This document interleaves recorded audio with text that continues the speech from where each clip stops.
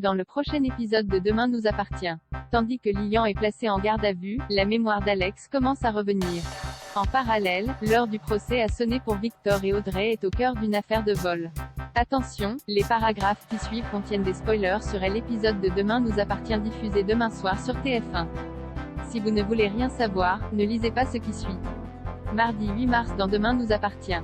Lilian est placé en garde à vue au poste, l'enquête sur l'accident de Nord progresse.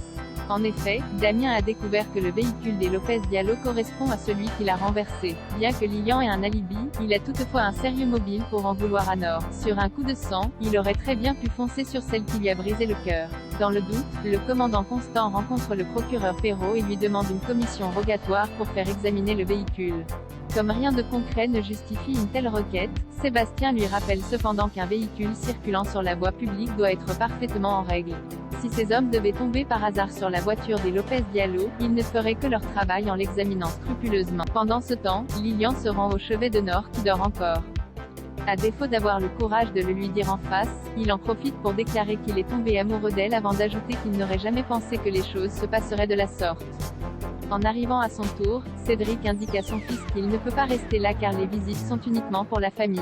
Lilian se montre alors un brin agressif puis finit par lancer qu'il l'a vu embrasser Nord de ses propres yeux. Tandis que Cédric jure qu'il n'a jamais voulu lui faire de mal, Lilian rétorque qu'il le dégoûte et quitte les lieux furibonds. Plus tard, Nord s'est réveillée. Même si elle est encore fatiguée, Victoire assure que les premiers résultats de ses examens sont excellents et qu'elle est tirée d'affaire. Non loin de là, Damien et Aurore repèrent la voiture des Lopez Diallo stationnée dans la rue.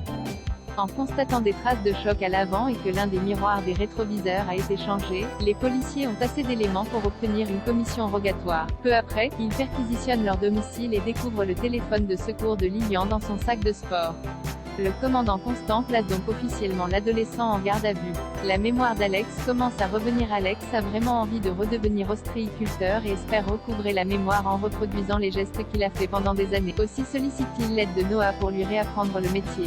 Toutefois, la tâche s'annonce plus compliquée que prévu puisqu'Alex ne comprend rien à ce que lui dit le jeune homme. Noah décide alors de procéder par étapes. Tandis qu'il s'occupe du détrocage des huîtres, Alex se met à fixer le tableau électrique qui est face à lui. Au moment où quelques bribes de souvenirs de l'incendie du mât lui reviennent, il se déconcentre puis se blesse à la main. À l'hôpital, Alex raconte à Renaud et Chloé le flash qu'il a eu et le médecin lui confirme qu'il s'agit d'un souvenir. En rentrant, Alex aimerait en savoir davantage sur cet incendie. Cependant, il sait que c'est à lui de se souvenir de ce qu'il a vécu et qu'il ne peut pas se limiter à ce qu'on va lui raconter. Pour sa part, Chloé est certaine qu'il va retrouver la mémoire et même plus vite que prévu. L'heure du procès a sonné pour Victor. C'est un grand jour pour Victor dont le procès aura lieu dans la journée. Si Timothée craint que le juge ne le renvoie en prison, Victor se montre quant à lui confiant et assure avoir préparé son audition avec Maître Novak. Quelques heures plus tard, le juge a donné son verdict et Victor s'en sort plutôt bien puisqu'il écope d'1 an de prison avec sursis. Il devra par ailleurs payer une amende onéreuse et effectuer des heures de travail d'intérêt général à l'hôpital Saint-Clair. Sur place, Marianne lui réserve un accueil particulièrement glacial. En effet, le docteur Delcourt estime que le juge a eu beaucoup d'humour en envoyant Victor travailler dans l'hôpital qu'il a voulu faire raser. L'ancien homme d'affaires a beau affirmer vouloir faire amende honorable, Marianne en doute. Malgré tout, le père de Timothée certifie qu'il a changé et s'engage à faire de son mieux pour apporter son aide aux équipes soignantes. Marianne l'attend donc jeudi à 8h pétantes. Le soir venu, Sophie, Raphaël et Victor fêtent leur victoire. De son côté, Raphaël envisage de faire remplacer Victor car il ne parvient pas à assurer son travail au cabinet avec ses heures de TIG. Comme Victor a besoin de ce poste car c'est sa seule source de revenus, Raphaël consent à lui laisser une chance à condition que son travail soit fait en temps et en heure. Audrey est au cœur d'une affaire de vol après avoir refait les comptes de samedi. Louise a constaté un trou de 180 € dans la caisse. Étant responsable de caisse ce jour-là, Audrey garantit qu'elle n'aurait jamais fait une chose pareille. Même si elle lui fait confiance, Louise espère cependant que cela ne se reproduira plus car ils n'ont pas les moyens de perdre de telles sommes. Contrariée, Audrey se confie ensuite à Jordan.